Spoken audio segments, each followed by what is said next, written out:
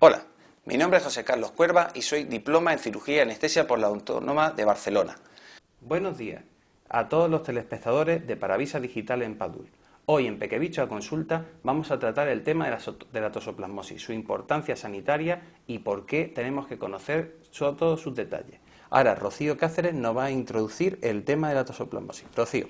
Muy bien, la tosoplasmosis es una parasitosis causada por un tipo de parásito, un protozoo, que se llama Toxoplasma gondii. Es un cocidio y es un parásito intracelular obligado.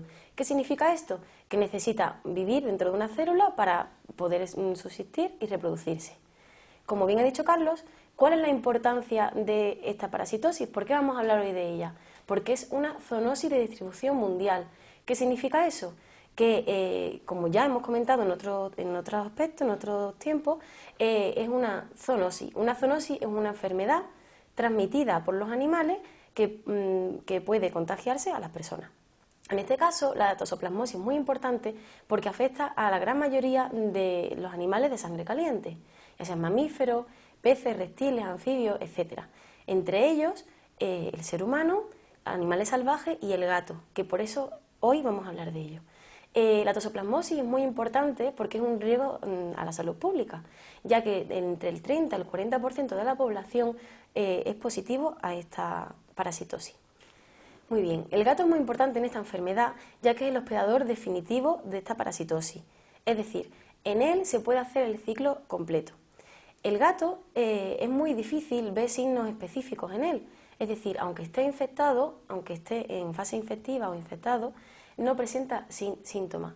Ahora nos lo comentará bien Carlos, pero al ser el animal en el que en sus heces encontramos el parásito y que puede ser infectivo, habremos oído hablar o nos habrán comentado médicos en la relación del gato en el embarazo o en las personas que quieren buscar hijos.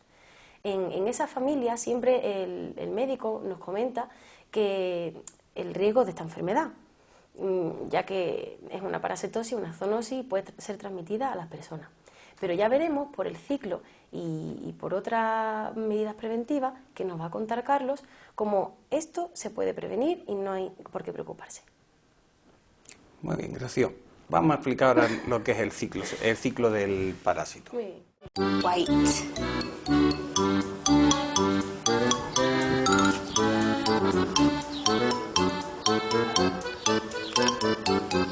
Okay.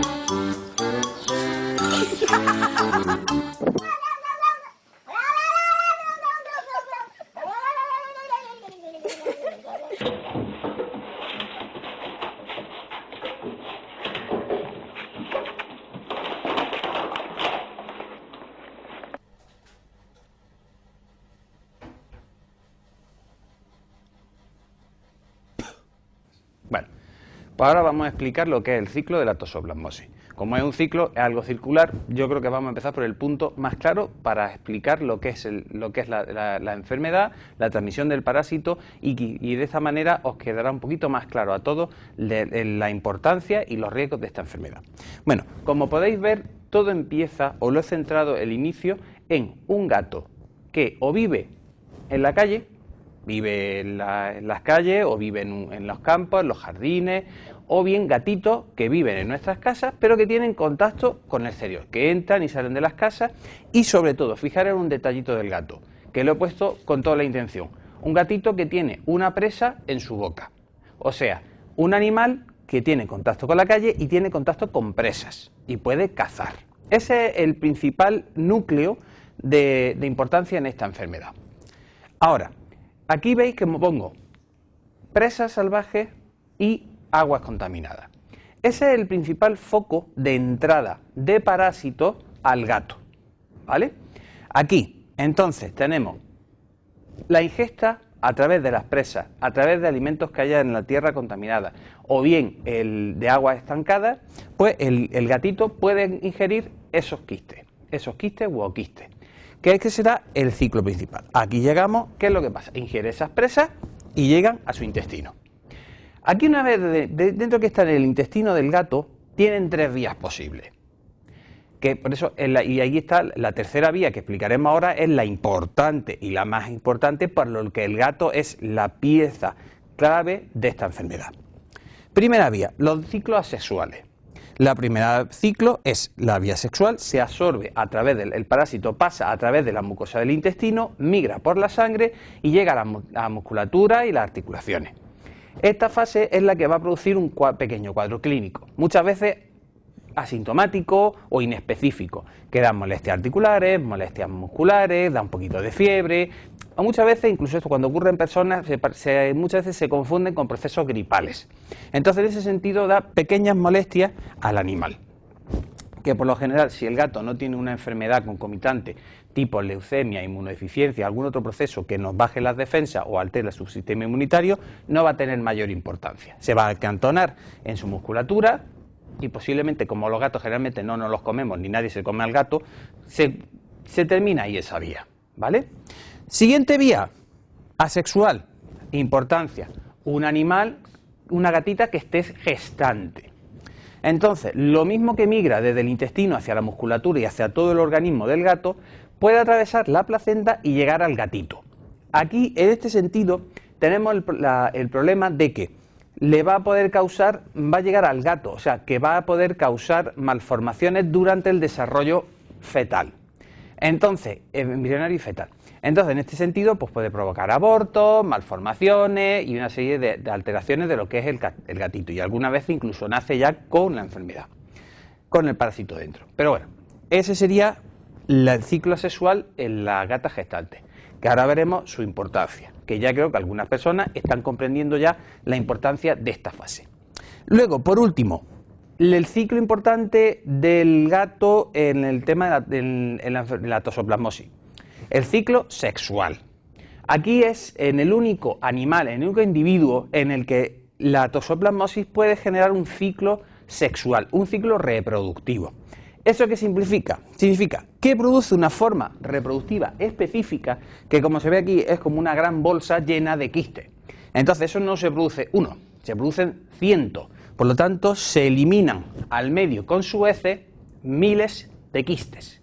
Miles. Entonces, esos quistes, ¿qué es lo que pasa? Pues son los que vuelven a la naturaleza y son los que contaminan la agua, son los que contaminan los alimentos, pues bueno, pueden contaminar frutas, verduras, todo tipo de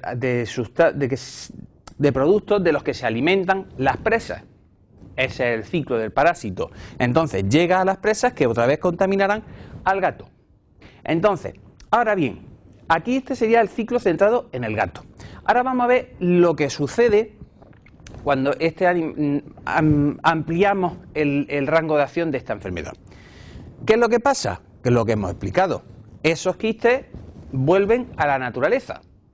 ¿Qué es lo que pasa? Pues van a contaminar. Si estamos hablando de un gato que vive en un cortijo, donde se cultivan alimentos que van a pasar a la alimentación de las personas, pues ¿qué es lo que nos ocurre? Pues que eso está contaminando pues todas las frutas, todas las verduras, sobre todo aquí objetivo principal son las verduras crudas.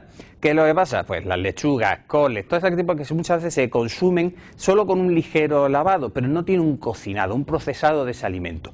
Entonces, ¿qué es lo que ocurre? Pues eso, ahí tenemos una fuerte de donde realmente eso está pensado para que los ratoncitos se coman esas verduras, se contaminen y después llegue el gato y catacaca, se coma el ratoncito y se contamine él.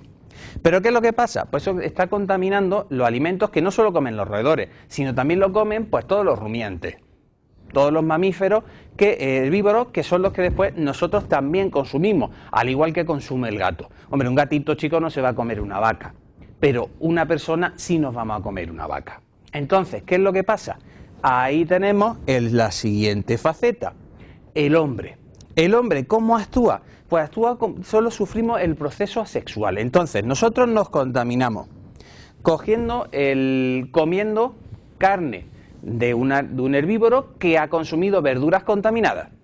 Él tiene quistes que nos pasa en su musculatura, que a la hora de comérnoslo nosotros, lo ingeriremos. Luego, las verduras crudas, lo que comentaba antes, las lechugas, muchas veces las coles, todo esto que se hacen ensaladas, que tal... ¿Qué es lo que pasa? No son productos que estén cocinados, procesados. Por eso muchas veces se decía de echarle la gotita de lejía cuando se está lavando la verdura y tal. Ese sentido es una recomendación muy importante, porque no solo por la toxoplasmosis, sino por otro montón de posibles enfermedades que podemos contraer de esa vía. Entonces, por eso siempre se recomienda hacer un buen lavado de las verduras para que no solo para eliminar todos los pesticidas que puedan llevar, sino también para eliminar todos los parásitos. Aquí, entonces, tenemos la ingesta. Entonces tenemos esas dos vías de ingesta. Si os fijáis, no estoy diciendo que el gato doméstico que tenemos en casa, que hace sus caquitas, que nosotros las limpiamos, es muy difícil que nosotros contraigamos la enfermedad por esta vía. ¿Por qué? Lo primero, ese gato generalmente no sale a la calle. Entonces, muy difícilmente ha contraído el parásito y por lo tanto no está eliminando quistes. Y sobre todo, muy importante, los quistes, desde que los elimina el gato en su heces y en su excremento, tarda unos días en estar lo suficientemente maduro para poder infectar al siguiente individuo. Entonces ahí en ese sentido no es tan el riesgo de nuestra mascota como la del consumo de productos generalmente de huerta, ¿vale? Entonces, por eso muchas veces se dice que la infestación no nos viene de nuestros gatos, sino que viene de los animales, de los gatos que están en los campos, en los huertos. Esos son los que pueden ser los que nos transmitan esta enfermedad. Entonces, ahora centrándonos en el hombre. Si os fijáis, aquí lo pongo en rojo las dos líneas más importantes. Embarazo. Por eso se hace tanto hincapié en las mujeres, cuando se quedan gestantes, de una de las primeras baterías, dentro de la primera batería de pruebas que se le hace, si ha tenido contacto con esta enfermedad. ¿Por qué? Por lo que he comentado, lo mismo que comentaba en la gatita gestante antes, pues aquí puede generar que atraviese lo que es la placenta, llegue en las primeras fases de la gestación y pueda provocar malformaciones y abortos. Por fortuna, esto ya cada vez menos en nuestro país, estamos más concienciados a hacer una buena higiene, pero ese es el principal problema por el que esta enfermedad se le hace tanto hincapié. Y por muchas veces también es por lo que se ha mitificado también al gato y demonizado al gato en esta enfermedad. Luego, el siguiente, personas que tienen inmunodepresiones, ya sea por enfermedad o por tratamientos médicos o por diversas patologías, si su sistema inmunitario no está trabajando correctamente, pues si ingiere esos parásitos le va a provocar un cuadro clínico mucho más exagerado de lo que generalmente se debería de producir, de un simple proceso febril a obtener un cuadro clínico bastante más severo. En el caso de que seamos una persona que sana, que ingerimos, pues nos pasa lo mismo que al gato, o sea, nos ingerimos los parásitos, tenemos la fase inmigrante, llegan nuestros músculos, tendremos durante una temporada unas molestias, pero con el tiempo ese parásito no es infinito ni es inmortal. Con el tiempo el sistema inmunitario lo detecta, se muere, bien se muere por edad, por envejecimiento del mismo parásito, o bien se muere porque el sistema inmunitario lo destruye. Aquí en este caso lo que decía, pues mucho cuidado si nos convertimos en zombies, si comemos a una persona que tenga sus quistes, pues también conseguiremos pasarnos el parásito y tener el ciclo del parásito. Pero bueno, por ejemplo, fortuna ahora mismo el canibalismo no es algo que esté de uso en nuestra sociedad. Por eso vamos ahora a continuar explicando el resto de detalles de esta enfermedad desde el set del plató.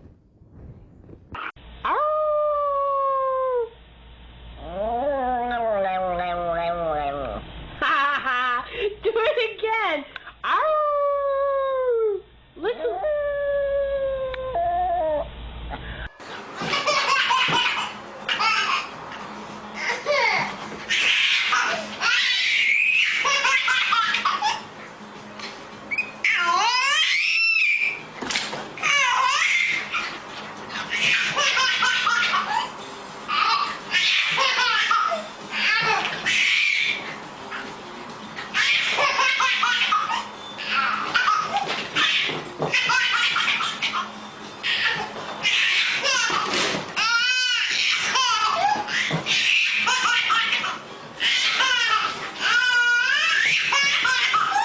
Muy bien, como ahora ya ha comentado Carlos el ciclo y ya hemos visto los puntos importantes en él, vamos a hablar de la prevención, que también es muy, muy importante.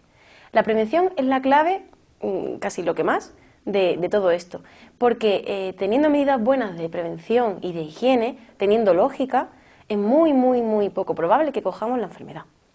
Bien, vamos a exponer medidas que puede tomar, por ejemplo, una persona embarazada o que quiera tener un niño. Es muy sencillo, son pautas de higiene normales. Por ejemplo, cuando va a manipular carnes crudas, pues utilizar guantes. Cuando va a cocinar carnes, que las carnes estén muy bien hechas, o sean carnes que hayan sido previamente congeladas, carnes, pescado. Lavar bien las verduras antes de cocinarlas, cocinar todo muy bien y tener medidas en la cocina y en la vida normales de higiene. Con respecto al gato, si la embarazada tiene la posibilidad de que otra persona limpie el arenero, pues perfecto. Que no existe esa posibilidad, no hay ningún problema, porque simplemente con una palita, con unos guantes, podemos recoger con la palita las heces, tirarlas y no tener contacto con las heces y no pasaría absolutamente nada. ¿Que queremos limpiar mejor, tener más buena higiene en el arenero? Lo que podemos hacer es limpiarlo con agua hirviendo o vapor a presión. Porque muchas veces los oquistes son bastante resistentes a los desinfectantes habituales. Muy bien, entonces lo que queremos recalcar hoy y que quede muy claro a todo el mundo es que no me voy a contagiar por tocar al gato, ni por estar con el gato encima, ni por esas cosas. Tiene que ser que tengamos unas medidas de higiene muy malas a la hora de cocinar, a la hora de limpiar la arena, para que contraigamos la enfermedad. Porque, por ejemplo, en nuestra profesión, si fuera en el caso de tocar el gato, contagiarnos de la enfermedad, en nuestra profesión tendríamos una prevalencia de la enfermedad muy alta, cosa que no es así. Entonces queremos que tengáis claro que hay muchos estudios con respecto a personas que tienen SIDA, personas inmunodeprimidas, personas que están embarazadas, que es muy, muy poco probable que se contagie la enfermedad a través del gato. Más probable por las verduras, por la agua contaminada, como bien ha dicho Carlos. Entonces, tened claro que todo el concepto y la mala fama, todo este proceso de que se ha demonizado el gato y siempre te dicen no estés con el gato, abandónalo, llévalo a otro lado, no estés con él, eso es muy erróneo, porque podemos estar con el gato, es parte de nuestra familia y hay muchos estudios de psicología, de socialización que nos dicen que favorecerá, siempre favorecerá a las personas embarazadas y a todo su entorno.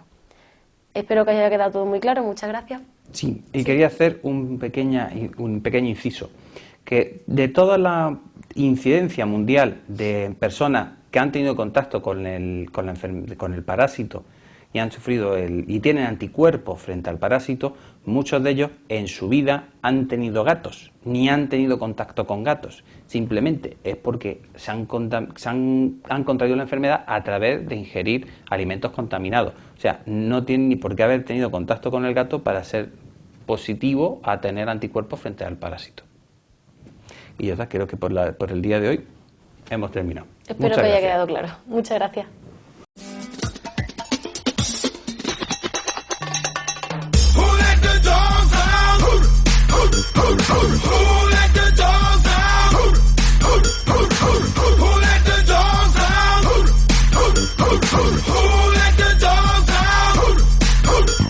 I see the damn people had a ball cause Billy Fountains get out.